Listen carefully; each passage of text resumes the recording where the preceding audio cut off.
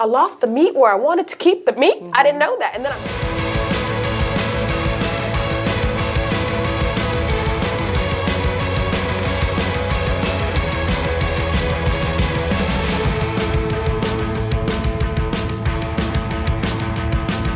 Hey, I'm Alex. And I'm Faiven. And welcome to Let's Talk About It. If you haven't already, please subscribe to our channel and like this video. Also, we want to hear from you, so comment below during the video.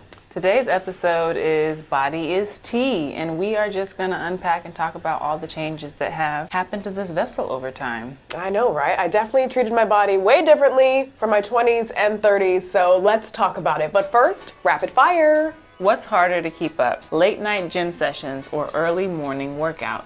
Late night gym sessions, because I'm tired at the end of the day. On a scale of 1 to 10, how seriously did you take fitness in your 20s? 8.5, 9. Really? But for the wrong reasons. It wasn't based on health, it was based on aesthetics. Did your body change more because of genetics, lifestyle, or life stages? Lifestyle, 100%. Would you rather lift weights or go for a run? I hate running. If you ever see me running, you better run too. Weights all day. Which hits harder? Realizing your clothes fit differently or realizing your recovery time doubled? Definitely the pants get a little tight. What is girl dinner? Maybe a cute salad with a side of cookies. It used to be for me truffle fries and a glass of wine. Truffle fries with Parmesan had everybody in a chokehold. Would you rather give up dessert for a year or give up social media for a year? Give up social media. I feel best about my body when blank. After I'm able to get a good stretch in. If you had to choose comfort over style, which one would it be?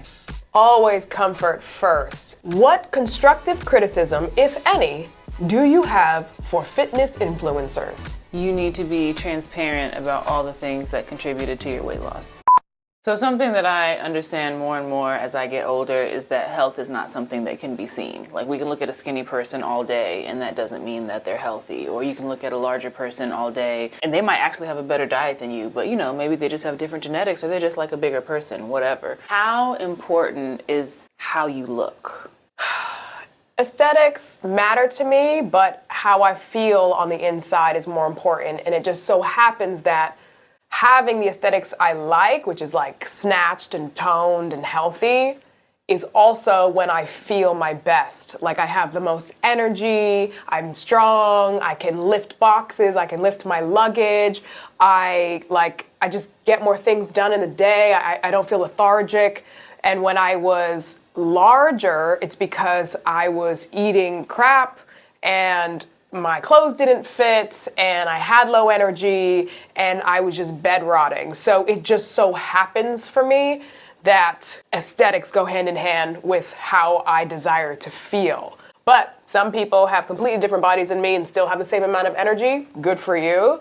But to me, aesthetics is a byproduct of my lifestyle, if that makes sense. Yeah. I have always been a slim person, so I never really had to work out with the goal to achieve a certain number on the scale until I stepped into the world of modeling. And then, even though I was naturally slim, we're talking the industry 10 years ago made me feel like I was not slim enough. So now I am working out and doing all the things, but for the wrong reason. So that's why I gave that answer in the rapid fire. It's like I was working out super hard in my 20s. I was doing all of the cleanses, the master cleanse, the cayenne pepper. I was doing all the detoxes, the Daniel fast, like you name it, and I did it in the name of losing weight.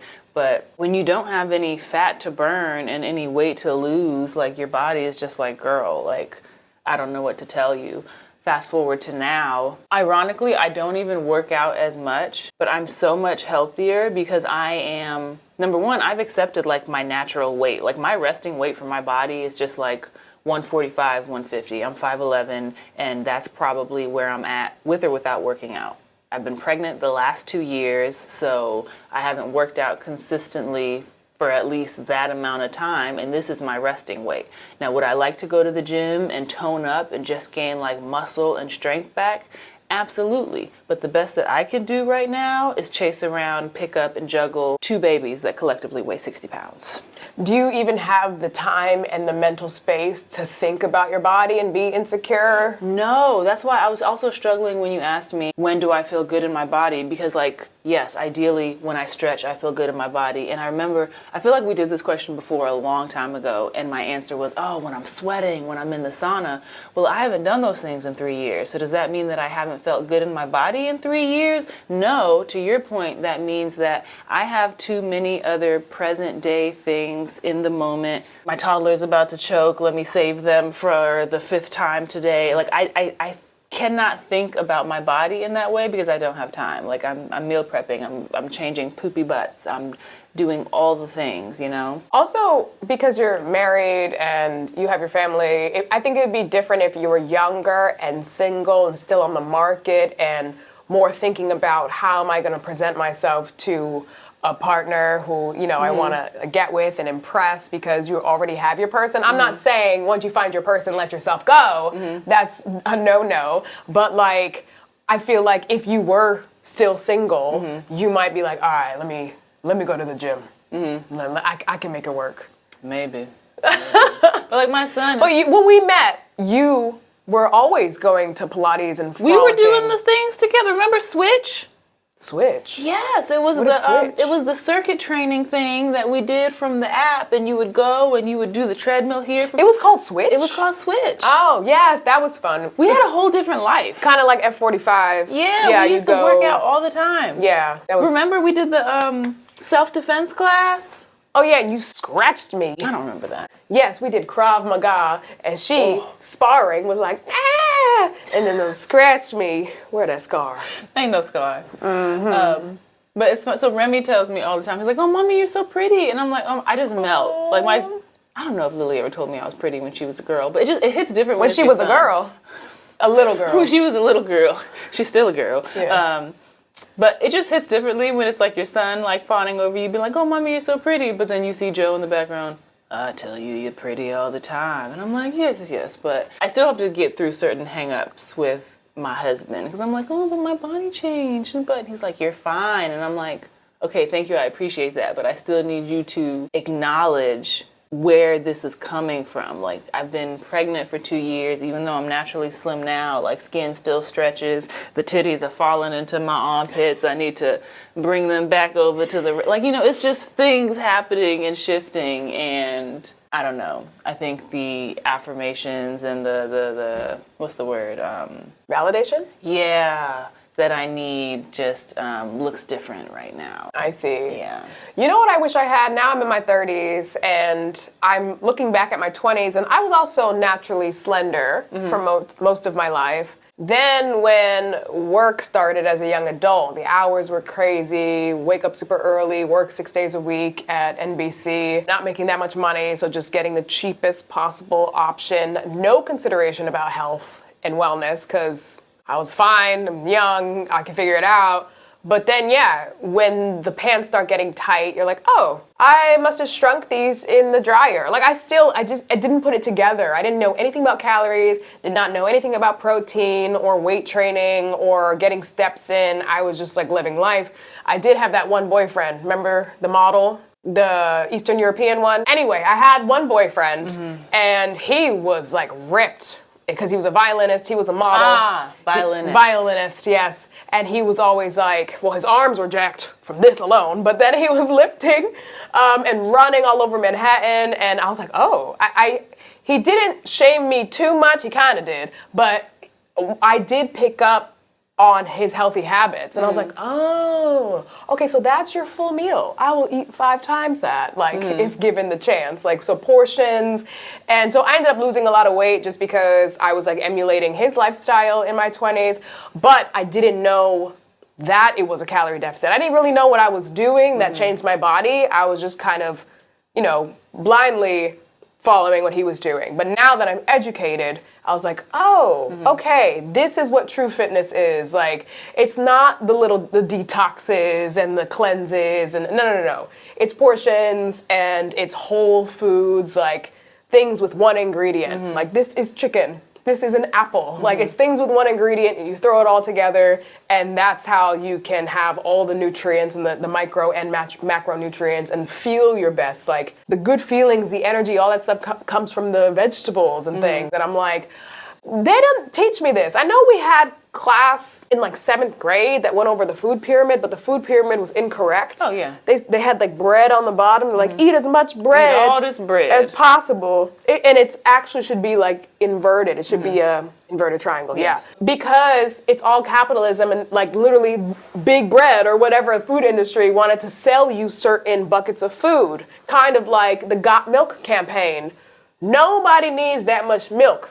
And then even calcium, apparently like our bones and stuff are formed by a certain age, so like they didn't need to push milk on us like that. So we just blindly listen to marketing, and that pivots into the whole influencer thing. We just blindly listen to influencers because they're like, oh, if you have the abs that I desire, I'm just gonna do what you did. But no one knows that behind the scenes you got lipo, or you have a personal trainer who has been lifting with you, and you have a chef who's been cooking you certain meals, and you're like, ta-da, I do Pilates, and this is how I get my body.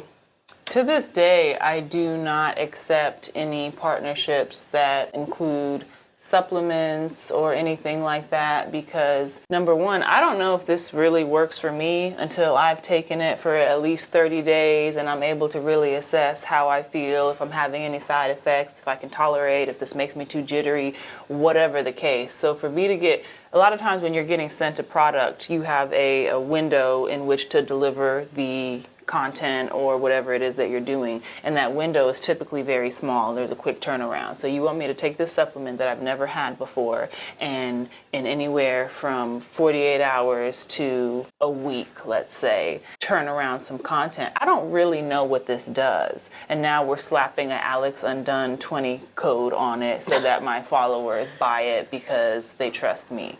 I am not knocking anybody else that does it. If that's your bag, that's fine. But I'm saying I do not feel comfortable promoting supplements because I haven't really had a long enough window to try them before trying to push them onto other people. Yeah.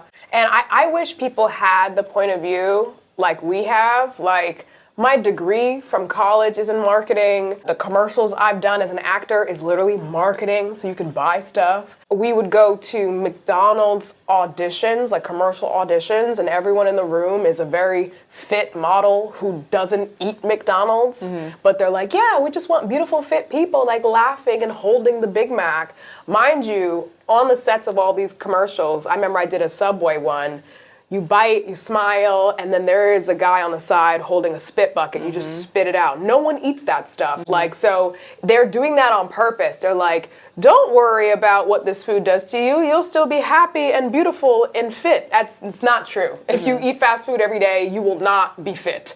It just is what it is. And even there are so many documentaries that can go down this rabbit hole for you. That's very illuminating that like, so much of the food is so heavily ultra processed that it's not even considered food. It's considered food-like products. So if it's packaged and it has more than like 5 ingredients, it's not even food. Like, food is stuff that comes from the earth. Food is animals that were grazing and then were slaughtered and prepared, and everything else is just, yeah, sure, you can ingest it. It ain't food. Did you ever used to watch that show, The Biggest Loser? Oh, yes, Jillian Michaels. Yeah, she is not doing well in No. terms of, yes. Anyway, I never watched the show, but I was very familiar with it and what the premise was. But just recently, I watched the, I guess, tell-all documentary about it. Have you seen it? No, but I know it's a thing, Yes, yeah. it was pretty good, pretty eye-opening. So the cliff notes are, when you push people to lose weight that fast, and then you send them home, they gain all the weight back, and you have now destroyed the metabolism or the way that their body processes stuff, and they were waking up and already in the negatives because they weren't burning like 6,000 calories because they didn't have a personal trainer and like the support when they were thrown back into everyday life. And I've been really obsessed lately with kind of like watching these behind the scenes of reality TV shows because, as we know, kind of like with modeling or with acting, like once you get that peek behind the curtain, like nothing is really what it seems. And I feel like if we just spent more time on the education part, on the genetics, on finding out the real why, instead of just how things look. Because even if you get to your goal weight, right? If your goal was a number instead of a lifestyle change, then after you reach that number, what is the incentive to, like, you might be able to stay at that weight for a little bit, but you're not really going to stay there because your goal wasn't about lifestyle. It was, you were fixated on this one number. Like, I personally don't even own a scale. I feel like always looking at a number, obsessing over a number was not healthy for me. I remember when I had to fill out my weight on, like, in-person casting calls sounds so obsolete and like archaic now, but like, you know, I would fill out papers, I would have to put down my physical weight, and I'm looking, you know, trying to, okay, 120. Whew, I can't say I'm 120, but maybe I'm 135. Like, and I had so much shame and guilt around weighing 145. Like, there was a time where I would not have even been able to say that number out loud. But now I'm like, I don't want to be complicit in that. I don't want to carry shame around what I weigh or just this number in general. Even if I weighed 170, like, who cares? Like, I'm not going to let that dictate my life. And then two, just being a mother and having sons and daughters, you know, just having kids in general, like, I don't want them to obsess over something that is such a small percentage of like who and what they are. Like, you are so amazing and have so much going on for you. You're going to let this thing dictate your life, you know? Yeah. No. I'm not trying to be a conspiracy theorist, but I do think we are not taught certain things so that we can just keep buying stuff, so that the economy keeps going. Because, I mean, think of something like tobacco. Cigarettes are bad for you. Everyone's getting cancer and passing away early. But it's still legal, and it's still $1 billion market. So how come it's not made illegal like other things? You know what I mean? And the same with some of the chemicals in the food. People are getting sick. Obesity's on the rise. They're passing away early. Why aren't those chemicals banned? Why aren't certain things just banned? It's because it's making so much money. And the people who own these corporations, like the CEOs of big business, I think it's like Kellogg's and General Mills, and like Coca-Cola. There's only like 4 or 5 giant companies that own everything under the umbrella. The people who are on the board of these places, I bet they're rich, fit, healthy, have chefs, eat real food, and they're just like peddling the garbage to the rest of us. And then we are just stuck in this cycle, and it goes from eating unhealthy to then have to go to the doctor and then get a bunch of medicine, and then big medicine is a huge $1 billion industry as well. So it's just like, if you're not educated, you're just in that cycle on the bottom, and the people who are doing great, they're the ones that are the puppet masters. So I wish more information was readily available to people. That's why I don't judge anyone and I don't demonize anyone, because the bad food itself is really addictive. And if you're addicted to it, you're addicted to it. You can't like be mad at an addict. It's literally brain chemistry, because you've altered it. So it just is what it is. It's like being mad at a toddler for crying. Like, it's a baby, you know? So I think you're the one that told me about the Yuka app, right? Oh, yeah. That was so amazing. You just scan the barcodes, right? And my mom, bless her heart, that was her gift to us. She told us about it, and at the time, you know, we kind of rolled our eyes and they glazed over. But especially her having cancer, she was very hyper aware of, okay, there's crap in everything. So she would scan everything from the lotion to the foods to her face cream, because she did not want to contribute to what her body was already fighting. So I use it all the time now, and my kids fuss at me for it. My husband is like, but I'm like, nah, this is a Yuka household. I know that's right. And this is not sponsored. This is not an ad, but that's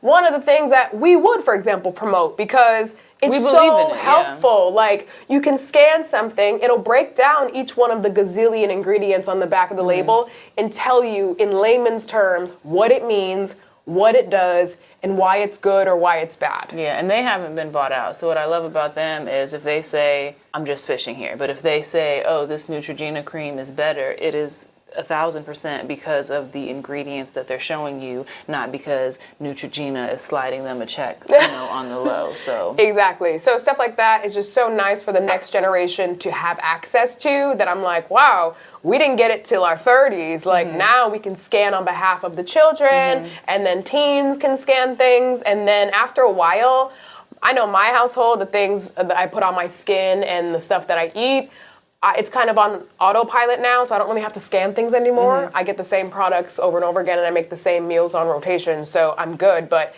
it was illuminating. When I first started scanning, I had to throw away so many things. Yeah. And then I shared it with my parents, too. Yeah, and Sarah, because she even bought it so that she doesn't have to scan and she just knows before she buys. Oh, yes, my sister. So you can do the paid version or the free one, but the paid one can also give you alternatives, and it's just more information, kind of like MyFitnessPal. Like when I started my fitness journey in my 30s, I didn't know anything about calories and protein, macros, portions, so I was using the app to log my food and track it, and it's free.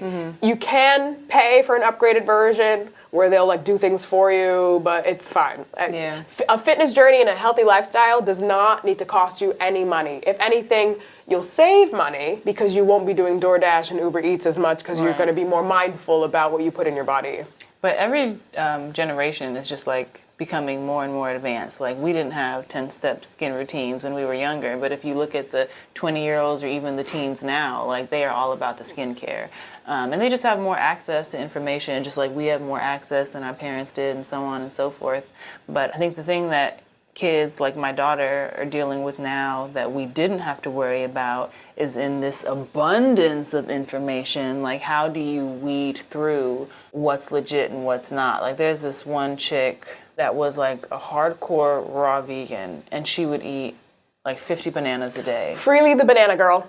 Yeah. I remember. And I was like, isn't that all carbs? Because fruit is carbs, it's sugar. And her skin just was always glowing, and her eyes were crystal like ocean blue. And I'm just like, wow, 50 bananas did that, you know? And it's like, I imagine my daughter seeing something like that and maybe not having the discernment or just, you know, the years on her to go, maybe this isn't it, you know? So having to just parent more vigilantly and just keep an eye out, because I don't know, I try my best, but just like in this age of media and stuff, like unless you're taking their phones, you don't know what all they're taking in. I know, and it looks so real. I know there's this ad I keep getting if I scroll on YouTube to find a video. There's a fitness ad of a girl who's ripped, like muscles everywhere, a six-pack, and then she has like her yoga mat and her little ankle weights and her at-home Pilates setup, and it's like, you can look like this in 4 weeks. Now that I'm educated about fitness, I know that that girl in the ad got her body by lifting very, very heavy weights and then adjusting her diet to be in a slight calorie deficit so that the excess fat gets burnt off so she can reveal her muscles. Only after you're jacked can you do the Pilates to like maintain. But if you don't have any visible muscle definition, you have to lift weights and then remove the excess fat. And you cannot do that with little body weight exercises. So it's infuriating when I see something that's just so wrong. And then you know somebody who doesn't know anything about health and wellness and fitness is gonna be like, I wanna look like her, and then they're gonna click and buy the at-home Pilates kit. They're gonna buy everything. They're gonna buy the matching workout set and everything. That's something that I fell for to a degree, because you get caught up in aesthetics, and it was like, all right, I'm gonna work out, but I want to look, you know, as put together as her when I do it. And so then even when I did work out, there was something that was still pulling on me that wasn't satisfied because, oh, I'm not matching. I'm not wearing a matching set. I don't have the matching, you know, ankle weights or the whatever. So I still felt like what I was doing wasn't enough because I didn't look like her while I was doing it. And that mentality followed me through even like other things not related to working out. Like in my mind, I would say, I'm going to take 20 minutes of my day to read a book, right? But my vision for that looked like the diffuser going, relaxing music playing, a hot tea right here, the sun, like it was like staged, like the sun coming through the window, and then I'm in my nook and I finally exhale and I read my book. When the reality is you have 20 minutes while the kids are sleeping and there's no sun, there may or may not be tea that you forgot about, so you have to reheat in the microwave, but this is the window that you have. Are you gonna let it go to waste because it doesn't look like this perfectly curated vision of what you thought your 20 minutes was gonna look like? Or are you just gonna grab that book that your kid probably spilled something on anyway, so the pages are all wrinkled, and just get your 20 minutes in. But I very much had to unlearn the aesthetics and just getting caught in that world. Does that make, are you tracking? Yeah, Okay. no, that's very much like Instagram versus reality. Yes. You're like, are you going to get it done or not? Yeah. That's why they say progress, not perfection. Yep, Like, yep. did you read any pages or not? Like, yeah, sure, there's still dishes in the sink, but I read that first chapter. Yep. You know? What I was happy to read, though, recently was that drinking is down. I did see that. Yeah, and I was like, good for us. Good. I feel like it's because our generation is like, yeah, we tired. We've been doing this too much. We gotta, what are we still doing here? It's affecting us differently. It's sticking with us differently. I've seen a lot of people that I follow share their sobriety journey, which is encouraging for me because I'm 1.5 years in on mine, and I'm just like rooting for everybody. But yeah. The last drink I had was my brother's wedding, March 1st, 2025, a glass and a half of Prosecco. And I was just like, ooh. And I just put it down. Then I went and fixed me more food on my plate. Because I'm just like, I've been drinking since I was 15 years old. I am now 36 years old.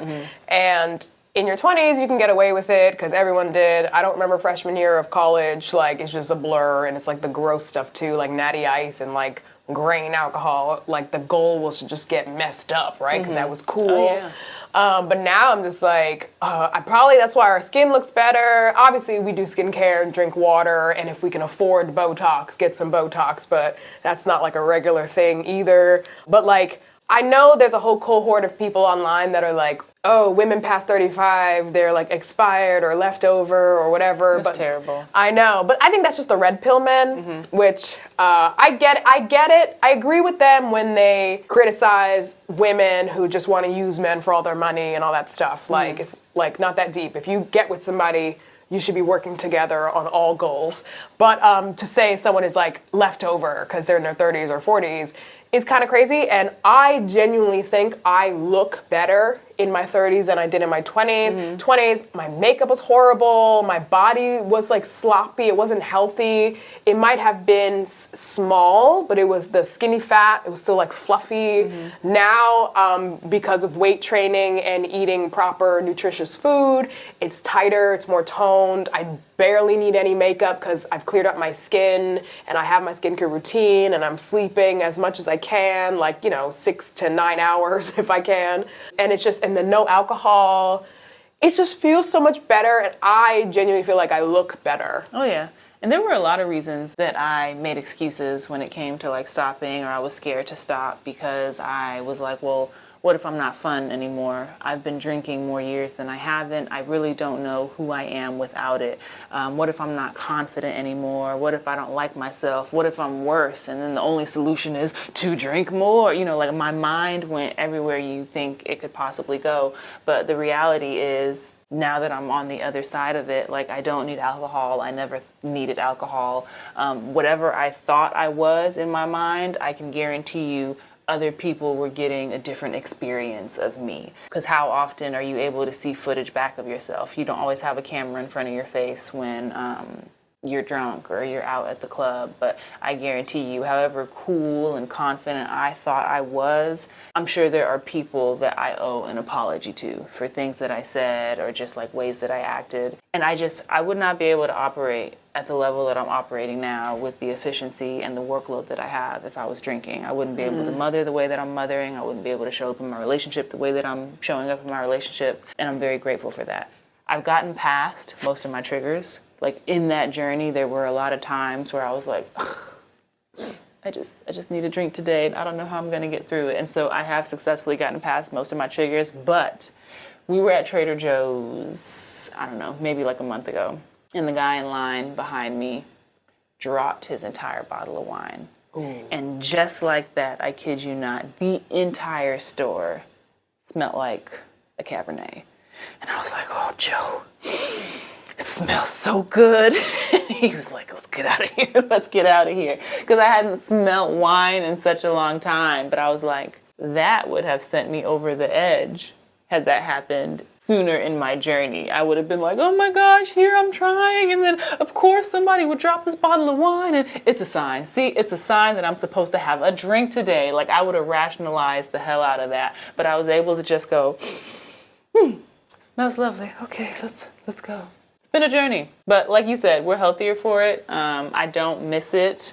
I am happy with the example that I'm setting for my kids. And if you do drink, that doesn't mean you're setting a bad example. Like, this is just something that I had to cut out in my life, you know, and I feel better for making that decision.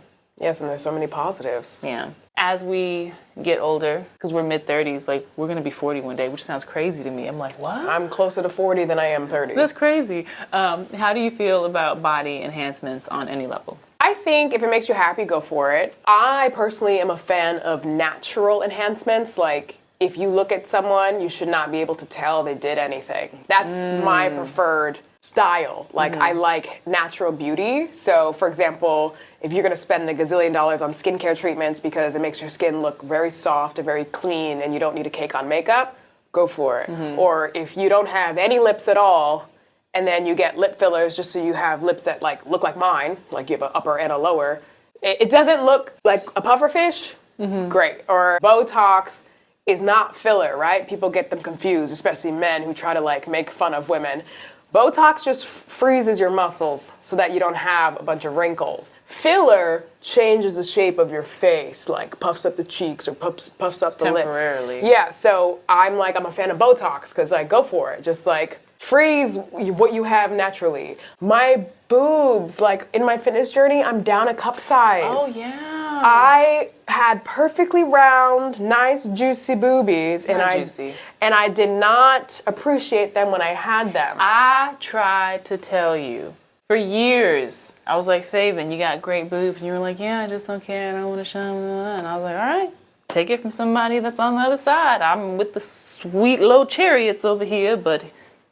I know, to the point where I even went to a fit model casting, which is like essentially like a showroom mannequin. Like, it's not a print ad or no runway. It's like you help the designers try on things. So it was a bra company who wanted 34 Ds. And I was like, that's me. But the way body dysmorphia is, that was me when I was over 30 pounds heavier, maybe 20 pounds heavier. So the extra fat came off all over my body, but also a cup size came off. So now I'm actually 34C, and I only found that out at the casting in Manhattan. She was like, yeah, so in our brand, so she tried to frame it that way, girl, you ain't got no titties. She's like, you a 34C, this casting is for 34D. And I was like, I lost the meat where I wanted to keep the meat? I didn't know that. And then I'm lifting too, so it's kind of like pecs up here and then some meat here. I don't like it. All that to say, if I ever wanted to enhance my boobies, I would still do it to look natural and essentially to look like how it was before I lost the weight there, because I feel like it goes flat and then anyway, I am a fan of enhancements. One, if you have the money, because I'm also very fiscally responsible, and I do not believe you should go into debt for things like elective procedures, right? So if you have the money and if it looks natural, great. I don't like BBLs because I don't think they look good because I don't think they look natural. You know what I mean? Yeah. So I'm gonna stay consistent with my theme. Like, if I have any friends or family members that are like, I got this, and this done, you don't need to tell me because I will see you and hopefully I'm just like, wow, you look amazing. And I can't tell what you got done. How about you? How do you feel about body enhancements? I think the thing that trips people up a lot of times is sometimes you and I have an understanding of this. I'm going to preface it with that because of the industry that we work in. But sometimes things look good on camera, but do not read well in person and in real life. And I think that like an outfit, right? An outfit might be wonderful for a photo shoot, but it's not functional in real life. Or you're just wearing stockings and a shirt, and it's like, like you look crazy. But like in the moment with the fan and the lighting and the shadows and the artistic direction, like on that set, that outfit looks bomb. And sometimes, like we see it with makeup, right? Like there's the Instagram makeup that might be heavier, and then you might see that same individual in real life, and it's like, it's a little bit heavy. So I've seen someone who maybe their lips looked good on the photo, and I've seen that same someone in person, and I'm like, it's too much. But because you are able to manipulate like the angles and the lighting to get that most flattering side or your good side, because you know everybody has a good side. And so when that person is now looking back at this photo, they're like, oh my gosh, it looks great. I could probably even do a little more. Like, how do you tell them? If it's a stranger, you don't. But if it's somebody that you love and care about, like, how do you tell them, like, no, this is too much? I understand that the photo you're looking at is bomb. I agree with you, but it's not reading the same in person. And I think that that is messing up a lot of people because they look at the picture, they were like, great, and then they keep going. And that's how you get to the point where you're saying things stop looking natural. Yeah, I agree. I had a friend who is semi-public, so she'll go to events and there will be red carpets and such, and so they'll get the full beat, right? And she'll look amazing. You'll see like the Getty images and everything. But in person, you see the really harsh contour of the nose and like the shiny little Rudolph highlight. And it looks like drag makeup. Okay. Which drag is beautiful. I mean, yeah. But like, if you're just going to dinner. It's not every day though. Why aren't you dressed in drag? That's what it looks like. Yeah. But most people live online these days and they have parasocial relationships and their friends are on social media and they are just by themselves in their house and like taking the selfies like you're saying, like it's a flattering angle. So if you genuinely don't go out and about, I guess that doesn't bother them, right? I don't know. But maybe women are like, I don't understand why I'm single. Like no men approach me. Like if you look like a clown, I don't think guys like that. Every man I've ever spoken to like prefer natural. I know there are guys who like the baddie aesthetic, I'll just call it that. Okay. The hair, the make, like the weave, the heavy makeup, the nails, the lashes, the body, whether it's natural or enhanced. Those girls, they're still wiped up too. So you can't judge them and be like, I don't like how you look. Somebody like how they look. They like how they look and they men like how they look. And that's all that matters. But I just think maybe different strokes for different folks at the end of the day.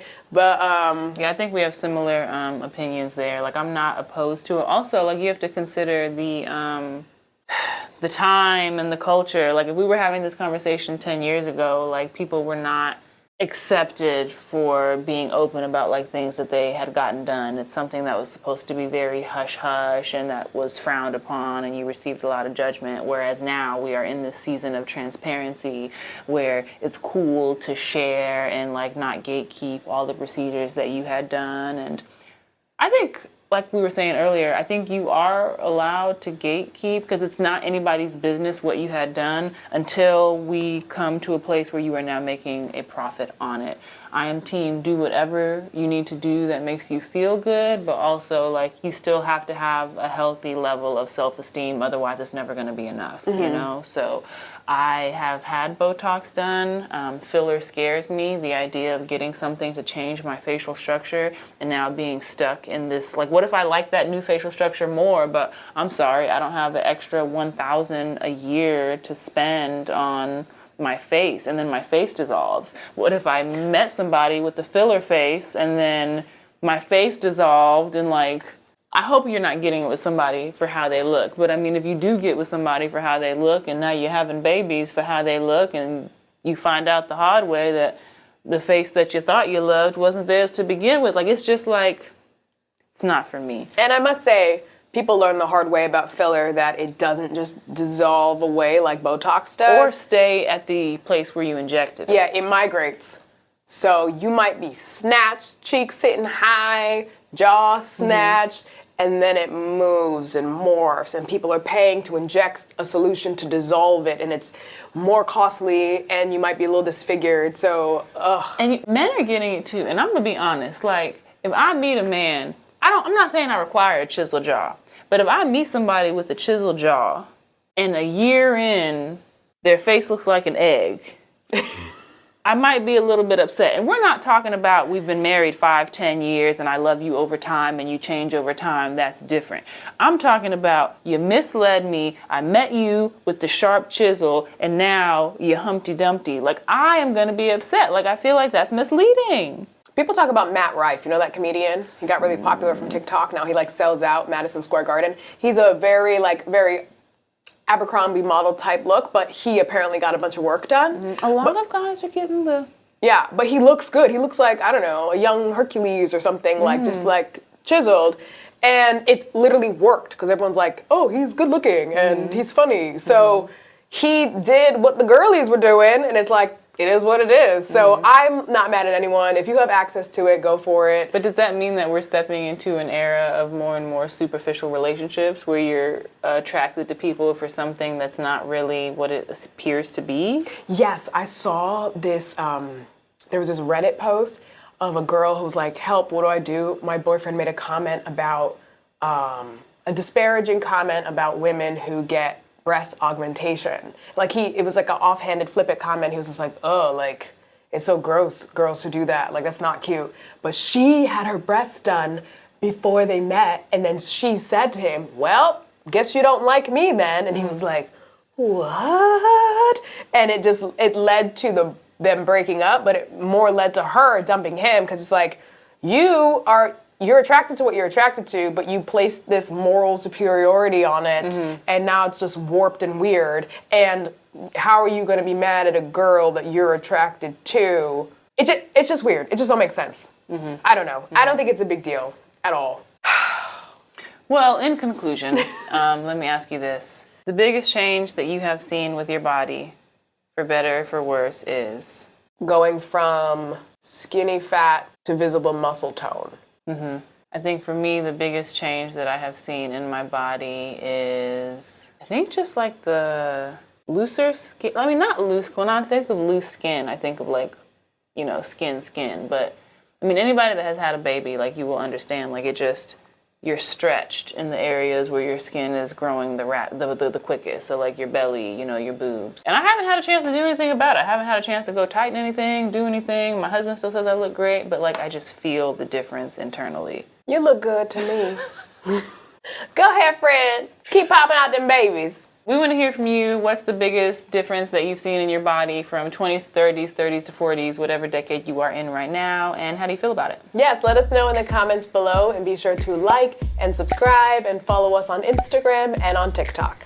And be sure to tune in for next week's episode. Let's talk about it. It's you, not them.